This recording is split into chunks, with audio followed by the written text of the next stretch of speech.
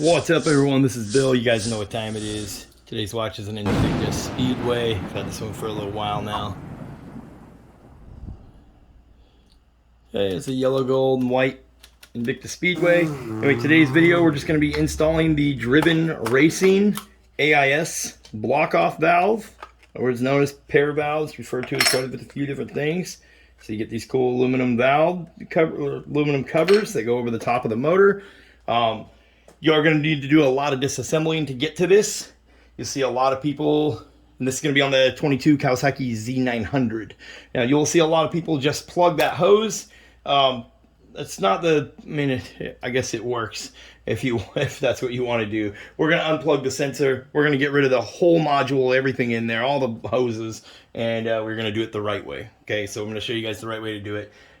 In the description below this video, you will see a YouTube video that shows you how to tear the bike down. This will show you how to remove the air box, the gas tank, everything. That is how you're going to get to where these pair valves are. So you'll need to hop over to that video, watch that video until you get to the part where we remove the air box.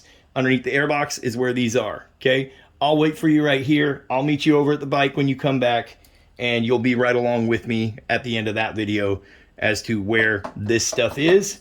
And then we will uninstall it. So what does this do for the bike? Okay, you might have questions. Is it going to pick up horsepower? No. If you are deleting the cat on the bike, the AIS opens up and it allows vacuum from the exhaust and allows airflow it creates a vacuum, and it allows airflow to come in through the exhaust. So this will give you that spitting and popping and all the types of noises that you'll hear from your exhaust. That is air coming into the exhaust when you decelerate, or when you let out the clutch in gear, that type of stuff. Or when you have, when the bike is warming up, it allows vacuum and allows hotter air, creating air coming in to superheat, if you would, your cat. Well, if you're deleting the cat like we're doing on this bike, we don't need this system no more. Okay, so we want to delete it. We want to get rid of it. Is it going to cause a check engine light? No, to my understanding, it's not. So, this will be, if you want to keep the spitting and the popping and the noises that the exhaust makes, then don't delete this. Okay, leave it hooked up the way it is. Will the exhaust run a little hotter? Yes, your exhaust will get a little hotter because you'll have air every once in a while getting sucked from a vacuum coming into the exhaust. Is it going to make the bike run lean or rich? Your bike isn't running lean when we're getting that air coming through the exhaust, because it's literally going from the airbox getting drawn through the exhaust. But it does make it harder to tune. So for tuning wise, this would be a good mod to do, to be able to read an exact air to fuel ratio coming from an O2 sensor or an external wideband O2 sensor, or even a sniffer when you're dyno tuning out the back. Because it gives you a false reading. If it's sucking air from the airbox and blowing air down into the exhaust, it's going to give you a false reading.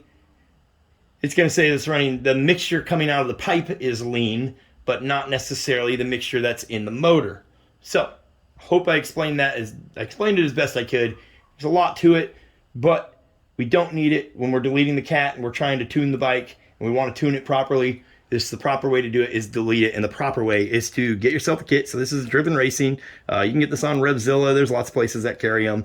You can see there, drivenracing.com. They're not super expensive. I'll put a link below to this exact kit. You can get them from anywhere from like $50 up to $80. This is a little more expensive one, but you can get them cheaper than that as well. Okay, so and this comes with the little nipple. Oh, we said it somewhere. It comes with a little nipple also that goes on the actual intake part. So here's that little nipple. And that actually will plug the hole where the hose used to hook up to on the bottom of the airbox. Okay, it's going to be on, if you're sitting on the bike, it's going to be on the right-hand side, right in the middle of the airbox over on the right-hand side. Okay, so that tube will go over that, plug that up. These go over, and you would leave the valves, the little flaps, you would leave them in there, and this goes over the top of it and deletes everything. Don't remove those because this doesn't have an O-ring or nothing. It's not going to make a seal. Okay, I've seen people do it the wrong way. You don't remove those. You just remove the top piece with all the hosing, all the hoses. All right, So we'll hop over to the bike. As soon as you guys are done watching that video, come join me. Okay? Link in the description below. Go watch the video on how to tear down the bike and get to where I'm at on the bike. And then I'll see you there. Well, you're back from the teardown video now, and you watched that and saw how to get to here. So this bike's a rat's nest. This is what we're dealing with, trying to clean it all up and make it a lot better. You see, we just did some little stuff, from replace some hoses while we're in here. So the AIS or paravalve stuff is all back here. This is the little sensor we're going to be unplugging. We're going to be removing these Allen head wrenches. You see there's a rubber flap down here. We'll need to get underneath that guy. And that is where the two little Allen head bolts are. We're going to remove that. There'll be a little piece inside there. That is what makes a seal. You want to leave that piece and replace it with the aluminum caps, just like you're removing this. And it's going to get rid of all this. So you can see somebody did a jankety job and just unplugged the hose and put a cap on it. It's not ideal. Not what you want to do. You want to actually do it right. Remove all this stuff, all right? You're saving some weight also. This stuff's all pretty heavy, so you're going to be shaving some weight off the bike. And then the hose, or the little nipple, goes right on top of here, okay? Plugs up that hole. Okay, pretty straightforward. So we're going to get busy. I'll show you what it looks like when we're done. You are going to need, like I said, you're going to need back here, you can start removing this stuff. You're going to need back here, underneath this flap, and there is, I'll show you here. Let me get it under there. Okay, you can see it from the side of the bike here. This flap right here, okay? If you lift that flap up, you'll see that there is right there, my finger's on it, right under there, there is another Allen head. Look like maybe a 5mm Allen. We're going to need to remove those two and those two to pull this whole assembly out. Remember, this is a Deutsch connector. Squeeze it, unplug it, don't break it. Okay, squeeze right here, pulls out, unplugs. We're going to leave that unplugged. Okay, we're going to remove this whole system. So let's get that out of there. Hey guys, so we got the Allen head bolts out. They are 5mm Allen. There's quite a bit of Loctite on them. We're going to use blue Loctite when we put them back in. If you're trying to get underneath that little flap that's up there, this is what we used. Okay, something nice and simple, nice and small, that's actually got a swivel to it. Made it much more convenient to get in there. And then when you look underneath here, you will see, let's see, where's the easiest one to show you? When you get underneath there, you will see there's a little bracket, and there's a piece of plastic that is this little shroud right here. Okay, you can kind of see right there. That shroud is being held down with those bolts. So when you put these new covers back on, you are also going to insert the bolts back through that metal shroud, just like it was factory. Okay, so now all this stuff can come on out. We can unplug the sensor. Okay, we got the sensor unplugged. There's just a squeeze tab on the back there up on the top. Okay, and now you'll see some residual oil, unspent gas, moisture, that type of stuff sitting there. So these reeds that are here and here, those stay there. Don't take that guy out of there. Don't even mess with it. Your new plates, so your new Driven Racing plates, that is how their logo goes, are going to go right in there over the top of that. And underneath that little bracket that's across there, your bolt goes down through the brackets on both sides. Your bolt goes through that. Okay, that's where they're going to go. And then I will put the torque specs, if I can find them, I'll put the torque specs here up on screen. Okay, don't over tighten them. Remember, you're threading into the aluminum motor.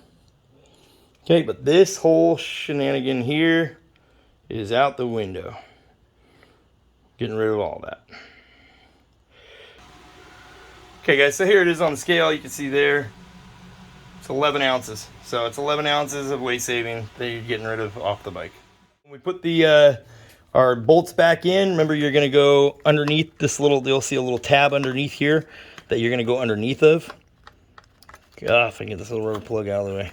So see that metal bracket right there? You're going to go underneath of it. Your bolt's going to go through the bracket and through the plate on the back side. It's 88.5 inch-pounds. That's what you're going to torque them back down to. and make sure you use some blue Loctite. Okay, so we'll get all those in there, and I'll show you guys what this looks like. Okay guys, so a little further research, and we found that this can actually cause a check engine light.